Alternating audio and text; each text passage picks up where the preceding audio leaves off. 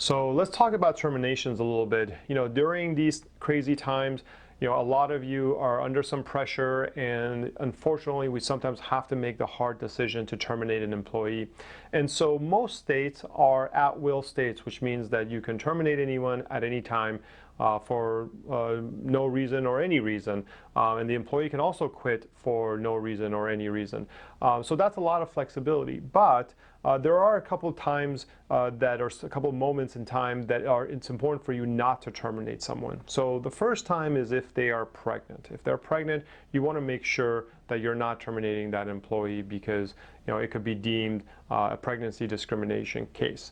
Now, usually you have to wait out the pregnancy and then upon the return of the employee, give it some time and then maybe have some discussions at that point. But a pregnant employee is one very important time that you do not want to terminate somebody.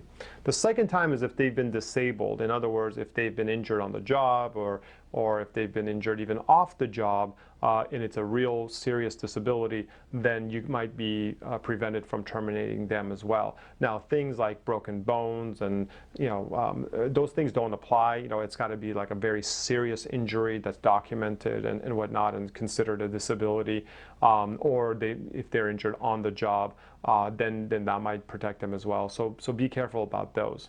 The third is if they're older, right? If they're approaching 60 years old, if they're above 40 and 50 years, it gets more and more risky. And so as they approach 60 years, it becomes a lot more risky. And so just be careful about that. It doesn't mean that you cannot terminate them. It just means that you have to follow a couple of extra steps to doing so. So I know a lot of times when we are ready to terminate somebody, it's an emotional time. People are upset, and you may want to make a rash decision. But just be careful because it is the time that is most risky when dealing with employees, especially if they fit into one of those three categories. So feel free to reach out to me anytime to chat about a termination. I'd be happy to walk you through it and discuss your options. Thanks.